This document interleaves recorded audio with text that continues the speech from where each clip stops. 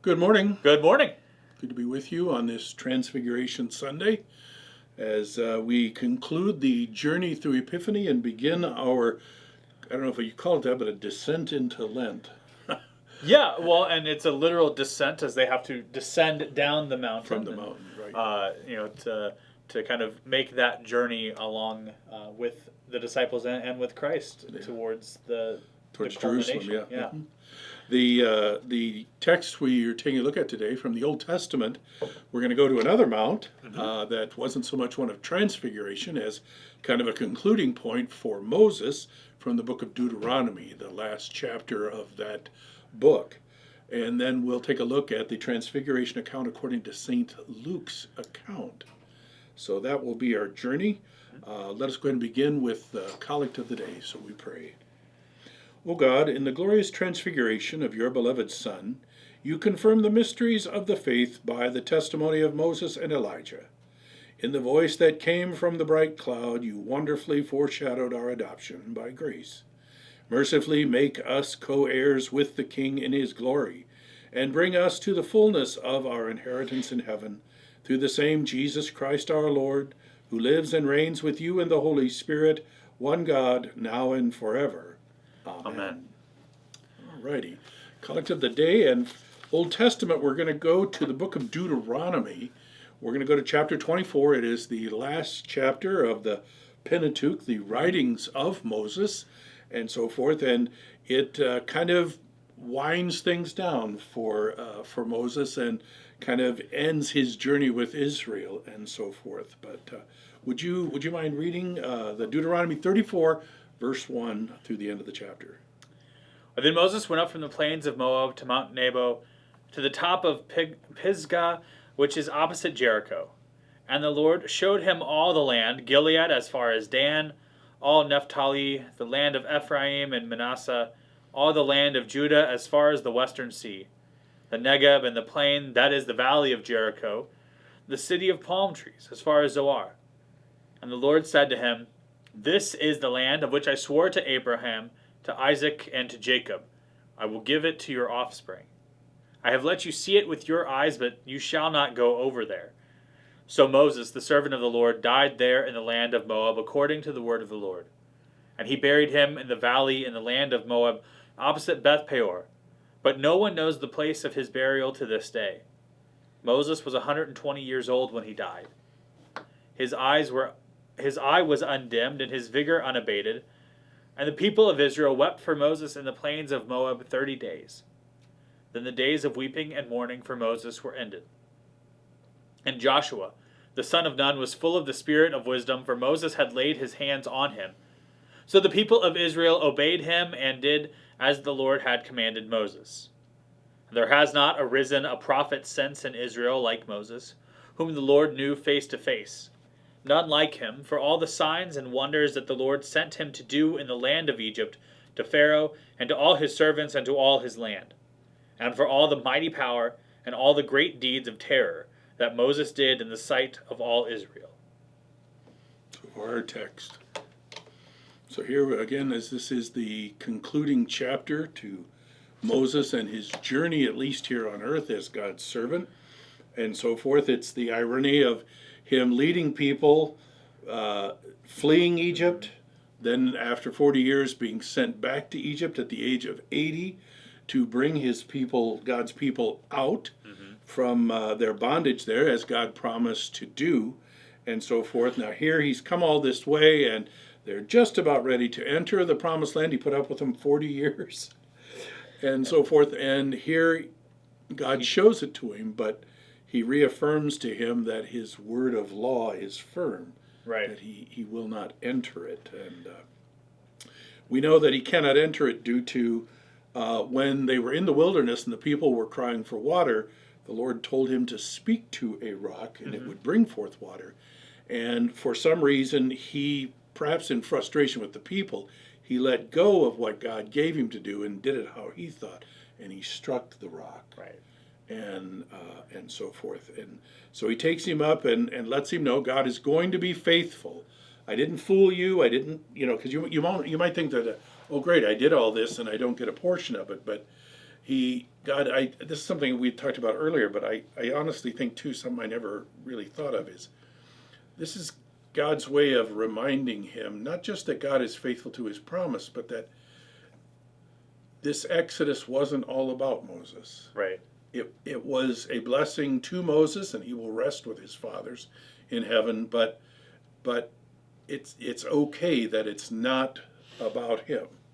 And sometimes over and over again, Moses kept getting caught up in the idea that it was up to him Right. to accomplish so many things, and God kept having to show him again and again that it was not. Now, we talked about Mount Nebo. Mm-hmm. Mount Nebo. Now, Mount Nebo is across the Jordan River. That range is across the Jordan River from the city of Jericho, which is where they will actually make their entrance. Right. Nebo is about 2,600 feet high.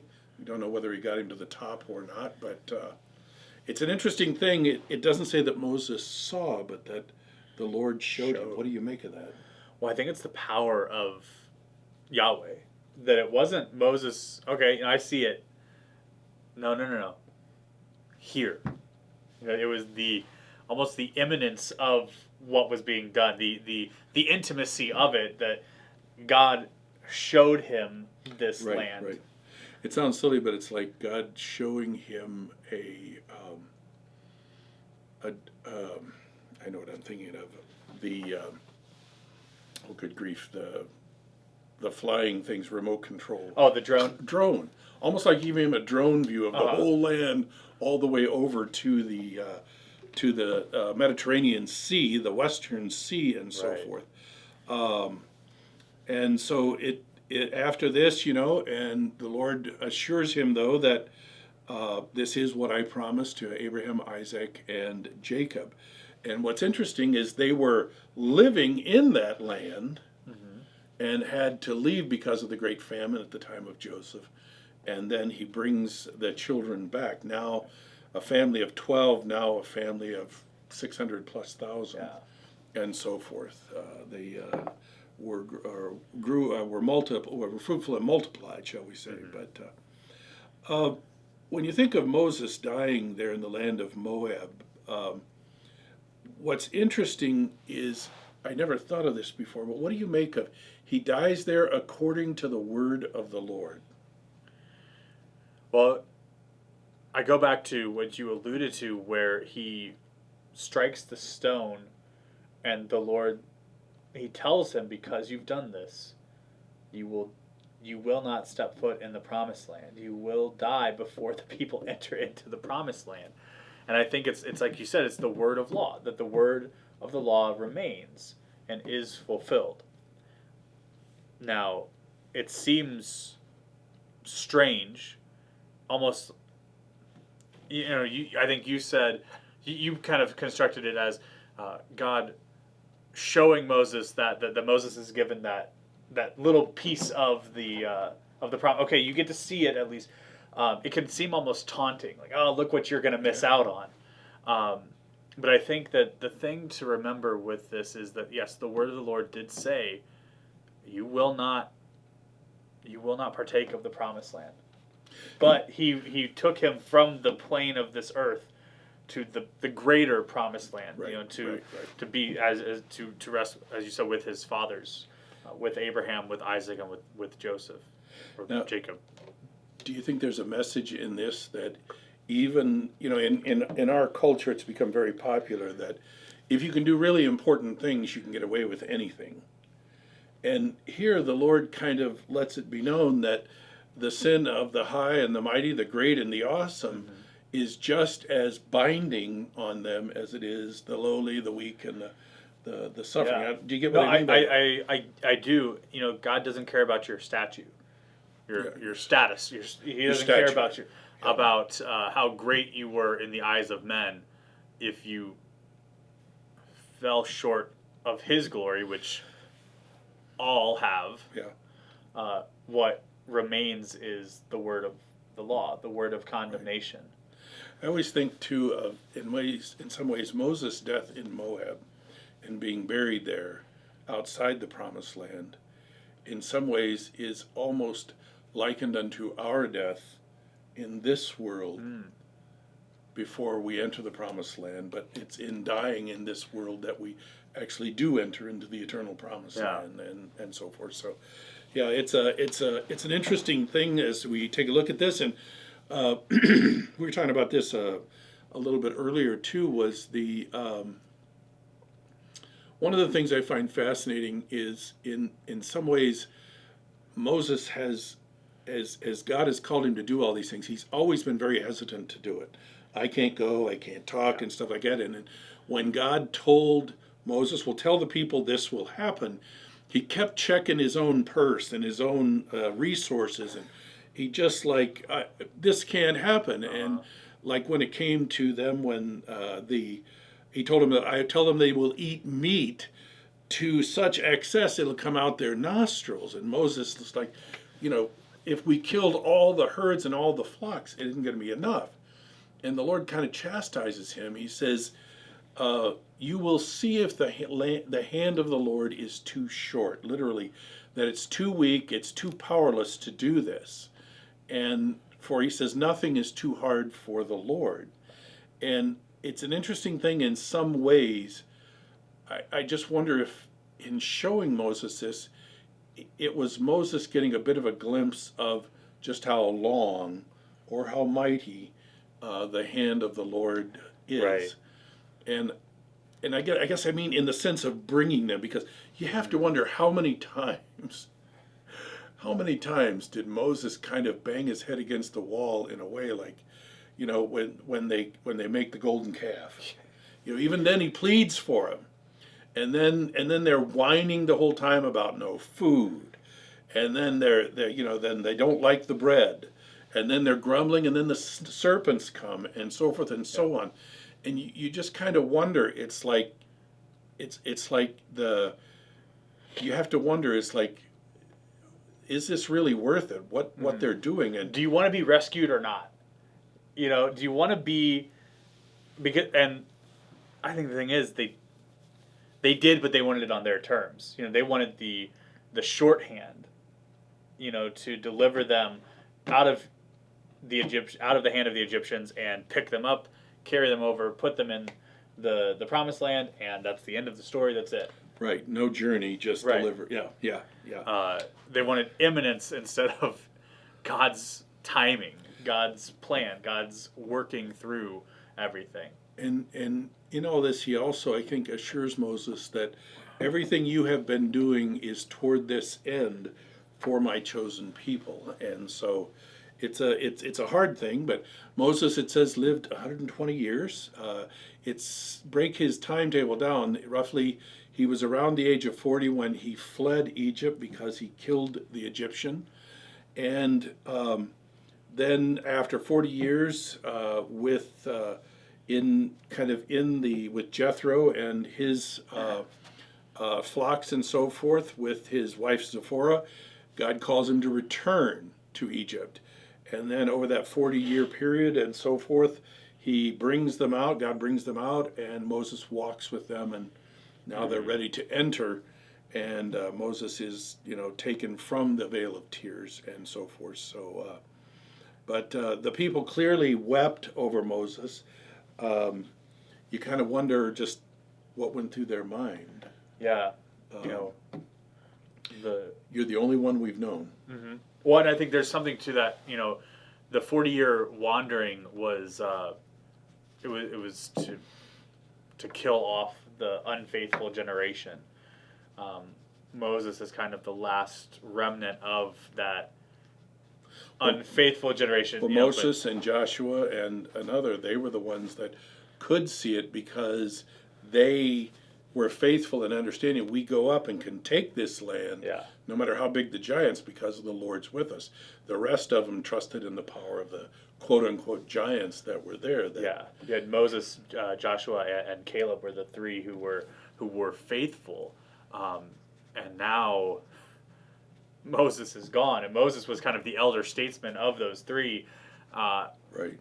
And the generation that's about to enter into the promised land, they would have heard the stories of Moses. They didn't bear witness to the works that that God did through Moses, but they would have heard these great stories, and as humanity is prone to do, maybe embellished a little bit to make a little bit greater what Moses had done, and now this leader, the only one that they've ever known, he's been taken away from them. They've always seen Joshua at his right hand, but Right. what do we know he can do, and so forth. But the Lord does continue the mantle, the office that they needed in terms of a spiritual and almost an economic leader, if you will, or a political leader in the sense through Joshua, who would both lead them as God's people into the promised land and direct them during the conquest by which God would deliver out the people that were there and give them the land. But it says Moses knew God face to face. I liked how you had discussed it earlier. How do you describe that again?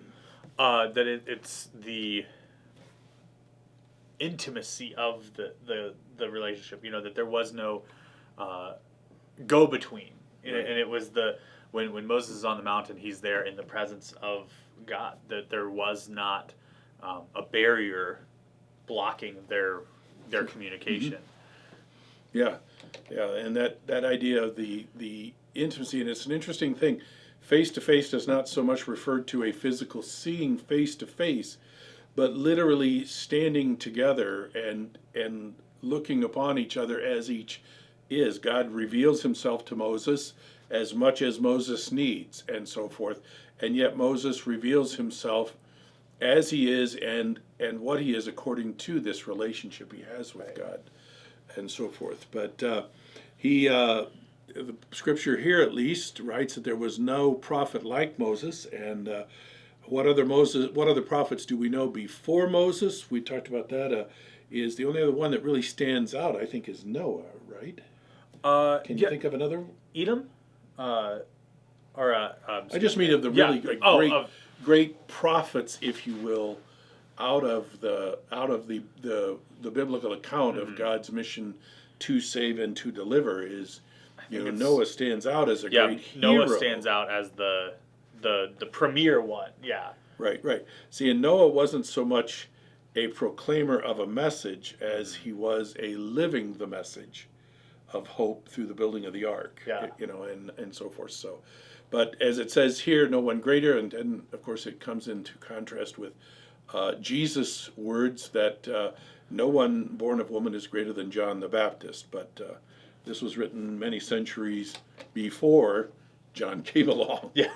And so quite a few years between when this is written and John, but yeah. But again, he did all of these things through Moses to deliver the people out of the land of Egypt, that he did to all of Pharaoh's servants to set his people free, and so forth. And I like how it says, and for all the mighty power and all the great deeds of terror that Moses did in the sight of all Israel. And the interesting, we were talking about this too, but when you think of the sights of terror in the eyes of Israel, right? It was, you had alluded to, it refers to those acts done to so the done to the Egyptians, the ones that are the scary acts that Moses does. They're not done. The person being acted upon is not the Israelites, but it's the Egyptians. With the blood flowing from the Nile, or the plague of the locust, or frogs, the firstborn deaths. All of those are done, and they are terrifying. Because you're powerless before them. And yet they watched while this terror rained down on the Egyptians. It didn't rain down on them. They were spared from it. And the Egyptians were surely terrified in the sense because the gods they had trusted in to provide these things were proved to be no gods at all, and so forth. And what's fascinating, though, is Israel sees all this, and yet they just can't imagine God's going to keep on being that way. It's like he's one of these one and done gods, and it's like no, not so much. But every time they think that, he performs another sign to them to call them into the remembrance of what he is capable of. Right, right. And this, of course, this concluding book also kind of emphasizes the transition in the leadership from Moses to Joshua. It also signals a transition from uh, basically a time of wandering, deliverance and wandering, to a time of arrival and settling in the promised land is kind of what happens here. So, well, Moses, of course, was buried. We don't know in a valley. Nobody knows where. We don't know whether the Lord buried him or not, but no one knows the place and so forth. So it's some argue that, well, he didn't die, but that's not what the Scripture says and so forth. So, well, let's take a look at the Transfiguration. We go to another mount in the land of Israel that Jesus goes up from, as in we look at the account from Luke. A couple things for context here before we read it is this is where Jesus asks, "Who do the crowds say that I am?" And they give all the names, and then he asks, "Who do you say that I am?" And Peter right away says, "Well, you are the Christ of God." And then Jesus announces that as the Christ of God, I will suffer many things. I will be betrayed and so forth, and I will die at the hands of the Pharisees and the chief priests, but I will rise on the third day. And the Matthew account has where Peter gets rebuked for that and so forth. But immediately after this, Jesus says, if anyone would come after me, he must deny himself, take up his cross, and follow me. Now, Jesus is kind of given a crash to all of their expectations. They don't know, okay, he is the Christ, but he's not the kind of Christ we expect. And so what kind of Christ is he? And this mounting up, climbing up the mount kind of is God's way of saying, this is the kind of Christ he is. Yeah. So, but let's pick up here. We're at Luke chapter 9. We're going to begin at verse 28 take it through verse 36. Now about 8 days after these sayings, Jesus took with him Peter and John and James and went up on the mountain to pray. And as he was praying, the appearance of his face was altered, and his clothing became dazzling white. And behold, 2 men were talking with him, and Moses and Elijah, who appeared in glory and spoke of his departure, which he was about to accomplish at Jerusalem. Now Peter and those who were with him were heavy with sleep, but when they became fully awake, they saw his glory, and the 2 men who stood with him. And as the men were parting from him, Peter said to Jesus, Master, it is good that we are here. Let us make 3 tents, one for you, and one for Moses, and one for Elijah, not knowing what he said. As he was saying these things, a cloud came and overshadowed them, and they were afraid as they entered the cloud. And a voice came out of the cloud saying, This is my Son, my chosen one, listen to him. And when the voice had spoken, Jesus was found alone. And they kept silent and told no one in those days, anything of what they had seen. Okay, so 8 days. The significance of 8 days? 8 days is completion of creation, the new creation. It's Is it the completion of creation, or is it the renewal of or a new creation? Because I guess where I'm coming from is Good Friday completes the current creation. It's condemned, right, and it dies. Okay, then God rests. The Lord Son of God rests on the 7th day, and then the 8th day is new creation. The new creation. Okay, the creating of the perfect. And so historically, baptismal fonts have been depicted with 8 sides as a reminder of that in the baptismal waters, what is being created is perfectly created. It's the new Adam that is perfect, that is replacing the old. It's not born of that 8th day event of Christ, right. Born of Christ. The and part of that is when we are born again, God does not recycle what we are or clean it up or anything like that. As Titus talks about, as Paul tells Titus, that we are saved by the washing of regeneration and renewal by the Holy Spirit. Now, this washing, this renewal word, basically refers to not just taking what's old and making it new, but it literally means to make something new out of something new. Mm-hmm. Not recycling old, but out of a new substance, and that new substance is that eighth day, that new creation event that's in Christ. That's why we're born. We're new creations in Christ. It's out of Him that we have that. We're not refurb products. We're brand new. We're made new. We're not refurbished with what we already had in us, because what was in us was of no use. And the 8 also is used symbolically elsewhere. It very much is tied to the inclusion of the people of Israel into the covenant relationship God created with Abraham through circumcision that happened on the 8th day of an infant male's life, which was a sealing of them, securing them in the 8th day events, the resurrection events, and so forth. The 8 days are also manifested in the longest psalm in the book of Psalms, Psalm 119. It is broken down into 8 stanzas each, and each one basically flows from the life of a believer walking with God. The goal of the Christian life is to walk with God through this life and into the next. And the most critical thing that keeps being asked is that we are kept, we are guided, we pay attention to, as God points here, by listening to the Word of God. Yeah. This listening. And then, of course, the 8th day, the number 8 again comes at the Beatitudes that Jesus speaks at the beginning of the Sermon on the Mount. The stating of what is given by grace to people, not what they earn. And all of these gifts become ours in our baptism. As you say, it very much ties that together like that. So very much by doing this, Jesus is letting them know that what they're seeing is tied to and is about the 8th day event. Yeah. I believe, as it ties in there. So takes them on the mountain to pray and so forth. Jesus usually went away to pray and so forth. And while he's praying, it says that the appearance of his face was altered, and his clothing became dazzling white.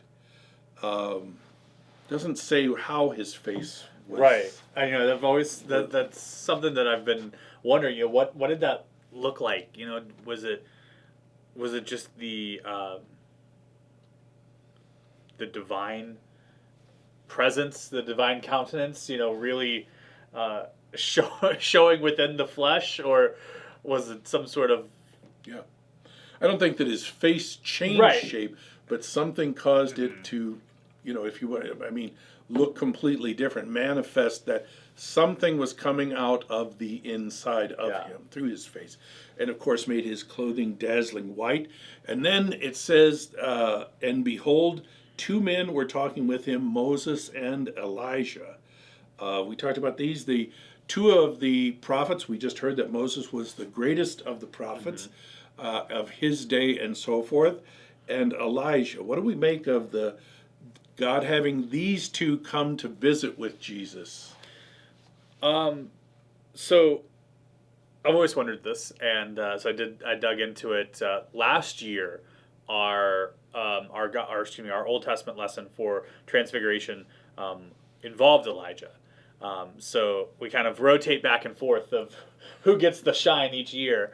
But I'm going to list off some things that Elijah did, and I want you to keep a little check mark or a list of who this might sound like.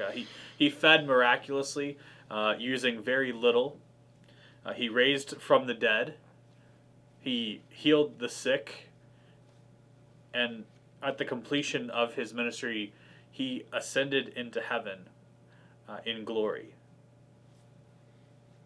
Yeah. Sounds like a type of Christ, a predecessor to things that Christ would do in perfection what Elijah had done through the gifts of the Father. And I know you mentioned earlier about the law and the gospel aspect as well. Yeah, it's argued that Moses is the messenger of the law, and Elijah, who basically brought the people Moses brought them out of their exile in the land of Egypt, the bondage to worldly power, and Elijah brings them through the events on Mount Carmel from the exile of their idolatry, their self-chosen exile of not knowing the true God anymore and bowing to the Baals and the Ashtoreth worship. And so he is the one who has that, if you will, the one that brings the message of forgiveness and kind of deliverance. The beginning of the great prophets in some way. Samuel was and the like. But the other thing I'm curious about here, though, in terms of Elijah, is Jesus, both Moses and Elijah Moses delivered people out of the bondage and brought them through the wilderness, okay, which is Jesus. And once they were delivered out of that and into the promised land, Elijah then was the minister to them in living their sanctified life that they got so wrong as we get so wrong in some ways, and stuff. And it's just there's lots of things that could be tied here to this, but none of them, kind of locked down. I think this is part of the mystery of God, and so forth. But earlier in the chapter, when Jesus asked the disciples, "Who do the crowd say that I am?" Well, they say that you're Elijah, and so I think that's cool that now Elijah is showing up with Christ. They're in the same room; they're not the same person. That kind of, maybe it's a silly way to look at it, but that there was that looking to the second coming of Elijah, since Elijah had not died, right? Then he would come back. But because they thought John the Baptist was Elijah as well, right, and so forth. Which Jesus says that symbolically he was the Elijah return. The interesting thing, though, is both of these, Jesus holds court in a way without planning to. Once God transfigures him and so forth, these men come and he holds court about, and they discussed at the time of his departure. We talked about this as well. The word departure here literally is the word for exodus. It means, this exodus. He will exit this world. But he will exit more things. He will depart from his holiness to own our unholiness, from his innocence to our guilt. All of these things, and there he will own the exile Adam and Eve, and we have earned, which is eternal damnation. And so he who is alive exiles himself into death by dying. And he who is not of the earth, but made the earth, exiles himself into the earth of the grave, and then is resurrected over it, because what they see manifested in him, death has no taste for. Death cannot keep down. It must vomit him up. It must give him up, as the fish gave up Jonah, and so forth.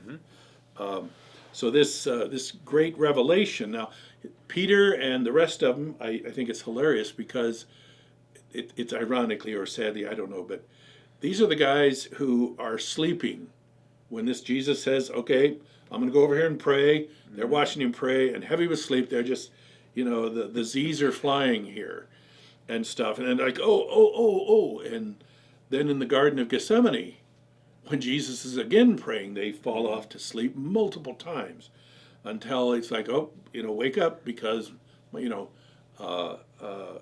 they're coming for me, and so forth. And so both times it's like it's an interesting thing that the weight of the world and the weariness of the world could not be withstood in this, and yet what they find in this Christ is suddenly they see this glory and stuff like that. I don't know that they understood what it meant that he was the Christ. When he rebukes them for thinking that he can't die, suddenly their definition of their expectations kind of scrambled. And if it wasn't scrambled enough, he takes them up here, and now, you understand what I mean? It's even more, quote, scrambled. Right. You know, what is this? What's going on here? And so forth. But what is also interesting is that because of their manifestation in glory, they're given a clear understanding of who both these men are. Yeah. There were no photos passed down the family line or hanging on the wall of any of the temples or synagogues that had a good depiction of Moses or Elijah. Yeah, you didn't walk in and see the pictures of the previous prophets. You know, as you do in some congregations, they've got all the previous pastors. There was no depiction of that, yet it was the divine glory that was upon them. You know, yeah. Peter wants desperately for them to remain. We don't know why. We can always jump to the conclusion, he just wants the glory. Well, maybe so. We do too. We do too. But I honestly think in some ways the reason he wanted to have it continue is I think he seriously wanted to also comprehend it. Yeah. I've gotten it wrong about you before. You rebuked me and stuff like that. So why don't you just take a moment and let us get it straight? And he doesn't. Because it's not about him getting it straight. It's about Jesus being the straight that makes things straight for him and for us. So, but he wants to build those tents. Yeah. Well, and I think, like you said, we would do the same thing that Peter said. Yeah. I know that I would, and I'm going to speak boldly and assume that that's pretty universal, that if we were given that vision there, we wouldn't want to leave. Yeah. You know, I like to joke, Peter kind of, he acts brazenly because he says, well, let's build 3 tents, and there's 6 people there. 3 of them are going to be out of a place to sleep, and I wonder if James and John. But I think that is. I read something on this long ago. That is right. The master sleeps in the shelter. The servant sleeps right outside the door, to be ready for the master's calling. Yeah, that's a tradition that normally, because the master or the king or whoever, all he had to do was clap his hands and they were right there. They would sleep outside the tent and be ready at his beckoning.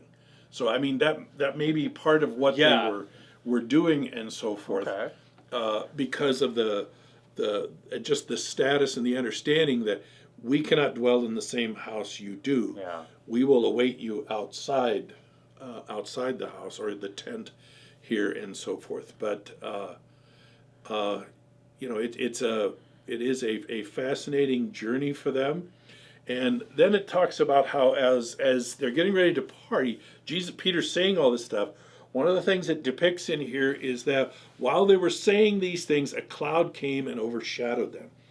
The cloud has always been understood as the place where God hides, where God is hidden.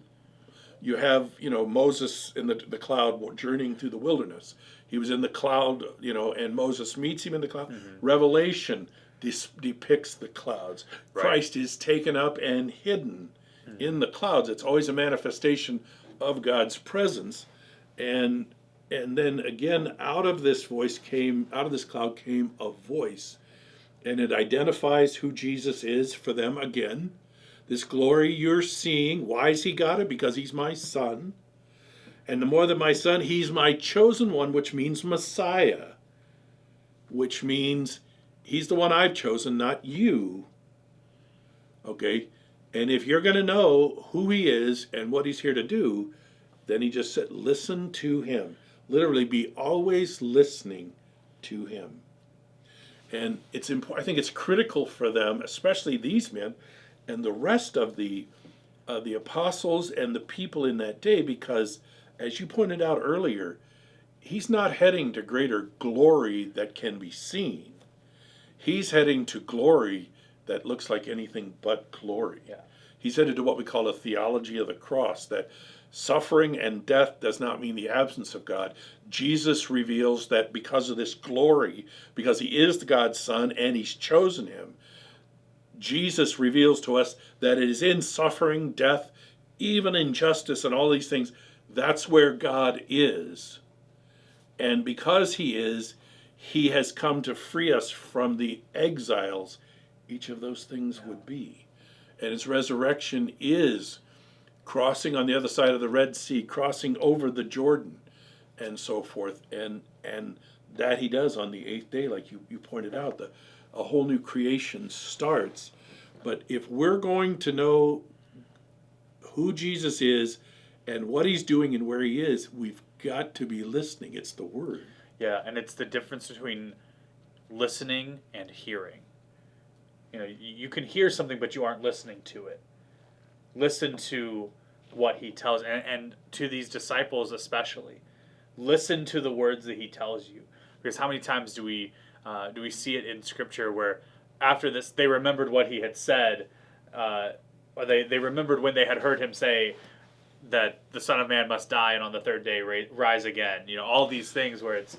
That's interesting, because if my Latin is poor like my Greek is, but I believe the word for here, audir, its root basically has the same root base as the word obedience.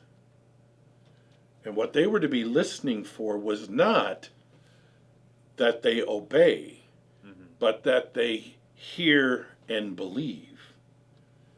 You get what I mean? Yeah. So I get why the listening, the change in that. Yeah. But see, that's the, you can always, it's an interesting, you can always hear somebody, but like you said, you may not listen. But it's in that listening that you first are given the seeds of faith, for faith comes from that. Right. And stuff. So that's a very good I don't point. know if anyone else's mom used to always say, well, are you hearing me or are you listening to me? But I got that one a decent amount when I was growing up. But the answer was always listening. Yeah, but be always listening, because in the end, that's perhaps the most interesting thing too, is when are we ready to listen most attentively?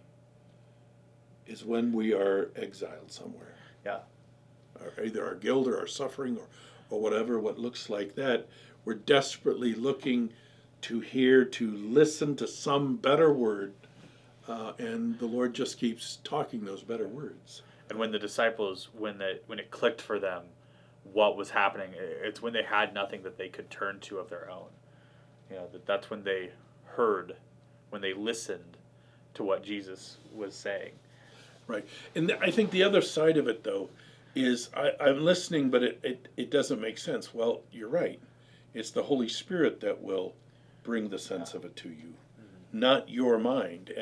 And that's why even when they heard everything that Jesus was doing, they listened to him according to their word. That's why they didn't say anything. Why he kept them quiet is because, as a rule, they would see this event, listen to what they've heard and everything, and automatically try and ram it into some earthly box that they think it would work well in, instead of letting God have full sway. Because that's the thing, Moses got a hold of it, as the people, as we always do, is God does not fit into our boxes. He always bursts out and moves beyond our expectations and where we try to confine him, if you will, and so forth. But they came down and they don't say anything about this until, after, we assume until after Jesus has been risen from the dead, and because it's like that's when it begins to click. It begins to see all of it. And what we were talking about earlier is, when does Peter understand this glory that he's seeing in Jesus? And one of the things I know how you said that it's when he's restored. I don't disagree with you. But here's the thing that I wonder. It's very easy for us to believe that Jesus has this glory. Yeah, Jesus has that glory. He's got all of that glory. But we don't understand, and we have no rejoicing or gladness in that glory until we discover that all of that glory is for us. And when he's restored is when this guy's got all of this and he wants to give it to me. Right. He wants it to overcome what I am and do greater things through me. But it's just that it's not just that this glory is here; it's here for you, and you're going to watch it, and stuff. And it's an interesting, kind of a journey here, because I always think of him seeing this, and then he thinks he's ready to face death. He's ready to go anywhere with Jesus. And yet, what he finds is in that moment, he is not ready for the things he thought he was ready for. Right. He learned that when it came time to be glorious for the Lord, he was inglorious, if you follow what I mean. Yeah. And it's really a striking thing here. And John, seeing this glory now, we know that he goes on later in his life on the island of Patmos, when he too is, the Lord shows him by taking him to see the glory of heaven and how the world is operating and how it will settle out with the great victory, and that the saints live by washing their robes in the blood of the Lamb, and so forth. So it's interesting how these things will. That's what I had some lady share with me a while back where she was discussing something in the Bible. She goes, "I'm just amazed how much the Bible just keeps connecting itself." Yeah. It's like it just like somebody has sewn this together, and it's like, yeah, that's called the Lord, Yeah. Yeah.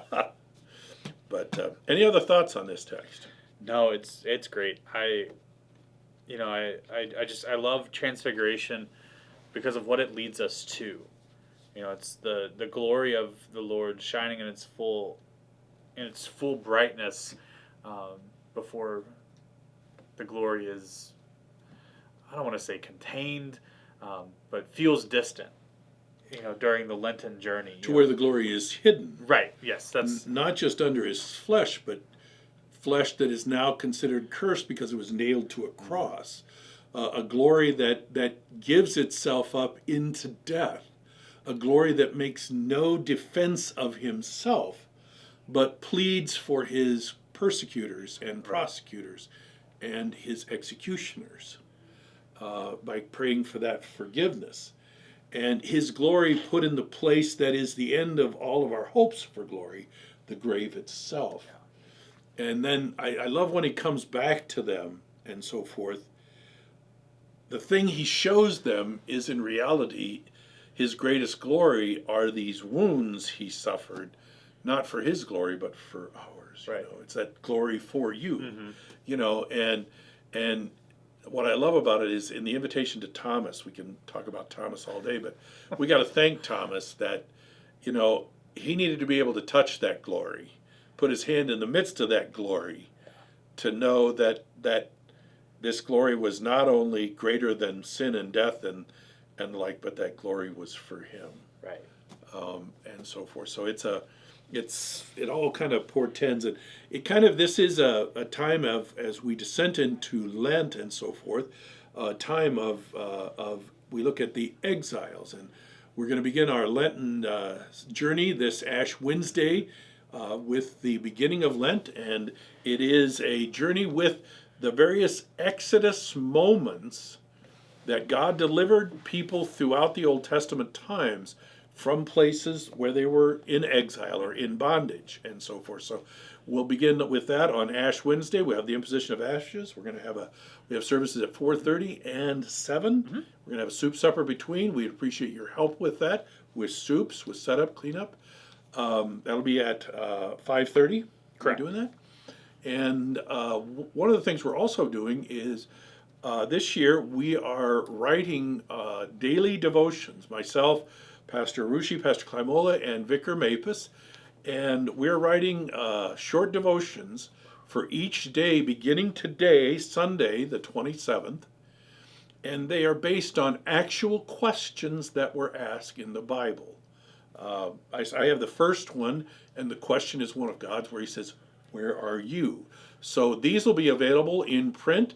You can download them, but we're also recording these for you in short videos that will be posted on the Facebook page to listen to and kind of share with someone as well. Link them to somebody and share it with them as well. But before Ash Wednesday come, we have another kind of heat called the... We have the chili cook-off this evening. Join us. We want to invite you. There's still time to come back to Trinity, be a part of that for fellowship.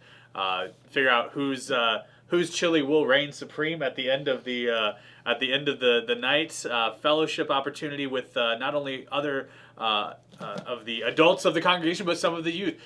It's going to tie in fundraising aspect for our youth heading to Houston in July for the National Youth Gathering. Kind of help them, and they're going to be there talking a little bit about that. I know Pastor Clamola is going to do some stuff of some slideshows and everything. Of what's happening. Just so you as the congregation kind of know, what are the youth doing?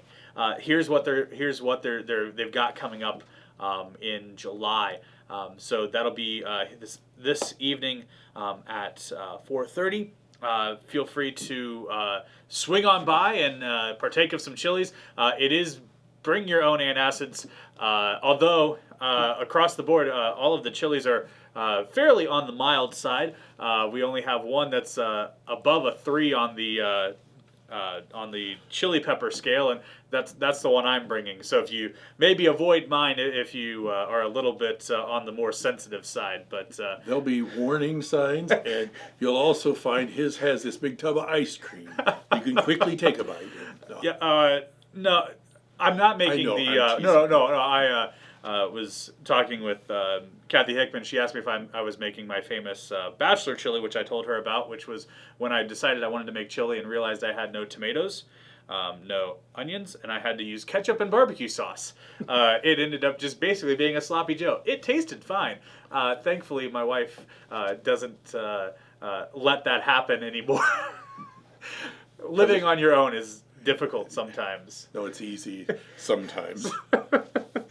But we hope you can join us. Hope you'll come back, step back from the world, exile yourself away from the busyness, and walk with the Lord in worship and meditation and prayer. That's what this entire season is about, preparing us to humbly bow ourselves before that cross on Good Friday and realize all this is for us and for our salvation as we live in the light of that 8th day, that resurrection and the new life that's ours. If you have any questions, you have any needs, let us know. One thing I encourage you to be mindful of, on Friday mornings at 8:30, Deaconess intern Sarah Rusche has a prayer at the altar, prayers together. Her and several other of our sisters in Christ gather at the altar in the sanctuary for prayer. And if you'd like to join them, that would be an awesome thing. But if you have prayer requests that you'd like them to include, just contact the church office and give that to them, and they'll pass it on to them, and they'll keep you in their prayers as well. So just something else to think about in your prayer journey during this season. Yeah, it's a great opportunity to build one another up in prayer. Yep. With that, God's blessings on your day, your week, and your Lenten journey. Take care. We'll see you on Wednesday.